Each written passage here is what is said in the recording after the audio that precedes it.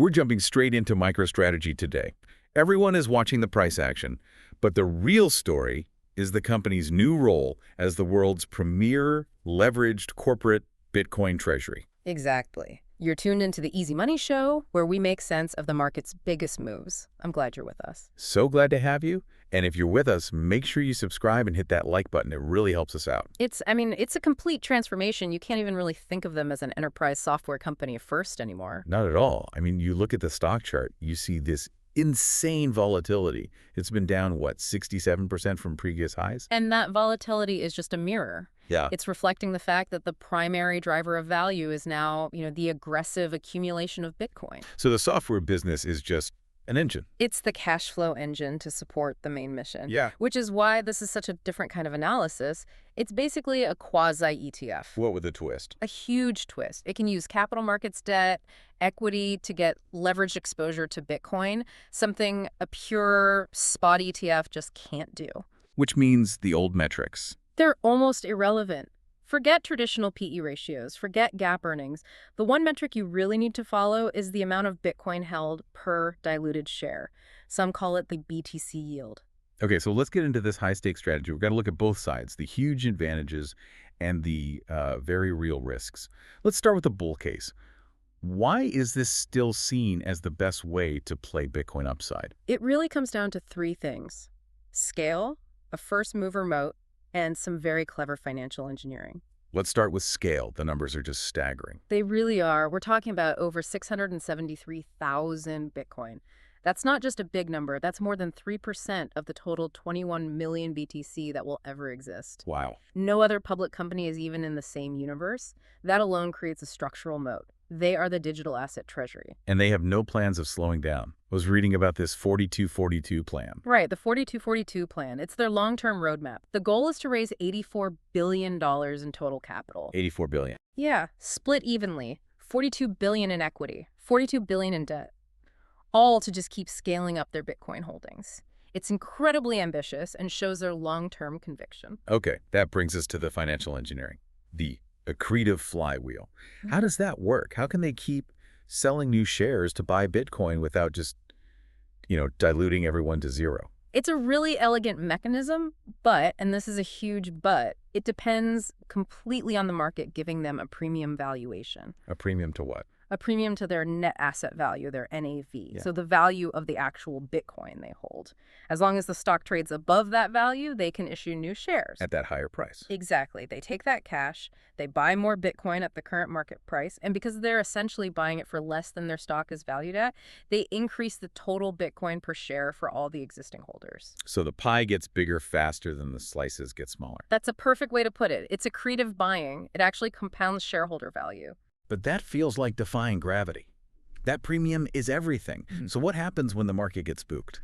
That's where the debt comes in, right? The over-collateralization.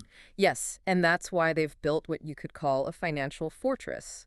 They have about $15 billion in total debt obligations, which sounds like a lot. It does. But it is heavily over-collateralized by that massive Bitcoin stack. And crucially, they've built up a huge US dollar reserve. The rainy day fund. A serious one. Somewhere between, say, 1.4 and $2.2 billion. That cash is specifically set aside to cover over a year of interest and dividend payments without selling any Bitcoin. It de-risks the whole balance sheet. And what's so interesting right now, for anyone watching, is that the stock has been beaten down so much that it's actually trading around or sometimes even below its NAV. Which creates this contrarian value opportunity. You're effectively getting the chance to buy a dollar's worth of Bitcoin for, say, 90 cents through the stock. And it seems like some big players are noticing. The short seller Jim Chanos closing his short position in late 25 felt like a major signal. It was huge. When a famous bear gives up, it suggests the institutional thinking is that the downside is pretty well protected by the assets themselves. And then there was the MSCI news. That was the biggest cloud hanging over them. Oh, absolutely. The fear was that MSCI would exclude companies like this from their major indexes. That would have meant billions in forced selling from passive funds, BlackRock, Vanguard, you name it. But they didn't. They didn't. And that decision basically validated the entire model for the world of passive institutional money. It was a massive structural risk just vanishing overnight. Okay, so that's a powerful bull case. Scale, leverage, a smart financial engine, and growing institutional acceptance. Now let's flip it.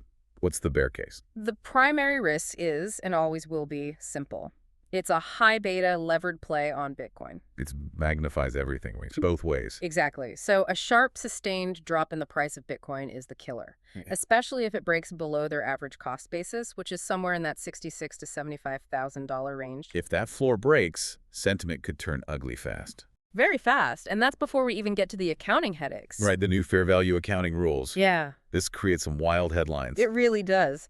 The new FASB rules from 2025 force them to mark their Bitcoin holdings to market every quarter and run those changes through their income statement. So when Bitcoin drops, They have to report these gigantic headline-grabbing losses.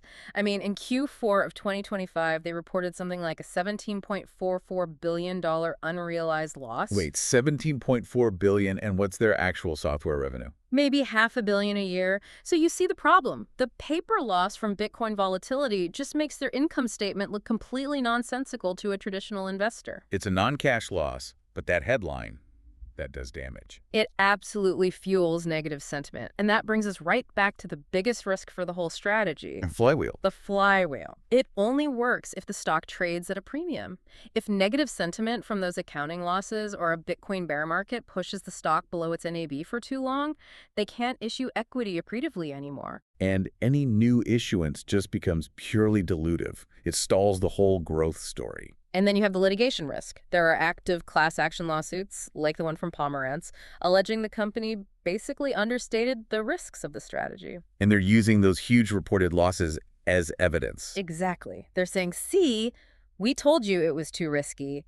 That legal overhang is just a constant drag on the stock. Okay, so with all that in mind, if you're watching this company, what are the key things to look for in the next, say, 30 to 90 days? Well, first is the market itself. You need to see the Bitcoin price stabilize. The really critical level to watch is that $92,000 zone, Why that number specifically? because that's right around where they made their last huge buy, that $1.25 billion purchase. So that level now acts as a kind of psychological floor. If the price holds above it, it validates management's timing and restores confidence. Then we have earnings coming up. Right, Q4 earnings in late January or early February. And again, you have to ignore the gap headline number. The market will be focused on just two things. Number one being, did the flywheel keep spinning? You got it. What are the updated total Bitcoin holdings? And what is the resulting BTC yield per share? They need to show they're still accumulating. And number two is the health of that USD reserve. They need to confirm they still have that 12-plus month runway for their obligations. And we also need to see if that MSCI decision translates into actual buying. That's the last piece. We're waiting for confirmation of those passive fund inflows around the mid-January rebalance date. That's when the theory turns into real dollars supporting the stock price. So wrapping this all up, we've seen the volatility, the scary headlines. But when you look past that, the current price seems to offer a pretty interesting setup. It really does. I think you have to see it as a contrarian value play right now. You're getting the chance to buy Bitcoin exposure at a discount to its actual value simply because of risks that have, frankly, either been resolved or are well understood. And the really provocative idea is the longer-term picture. I mean, you see institutional research calling for Bitcoin at 150K, maybe even 200K by 2027. And if that happens, MicroStrategy's leverage structure is designed to dramatically amplify that upside. But there's another layer of speculative upside. What's up? They're sitting on nearly 700,000 Bitcoin. There's real talk about them eventually leveraging that asset base to generate yield through structured products, through lending, So they could evolve from just being a corporate treasury. into a full-blown digital asset merchant bank. And if they pull that off, they're not just a leveraged play on price anymore. They're generating a whole new income stream. If that bull cycle plays out and the merchant bank idea materializes, you could easily see this delivering 3 to 5 times returns. It's high risk for sure, but the foundation is there. That's the lowdown on MicroStrategy. We hope this look at the corporate treasury flywheel helps simplify your view on this complex, high-stakes position. If you want to stay ahead of these complex market shifts, make sure you hit that subscribe button and like button. We simplify the toughest market moves so you can stay informed. We'll catch you on the next one.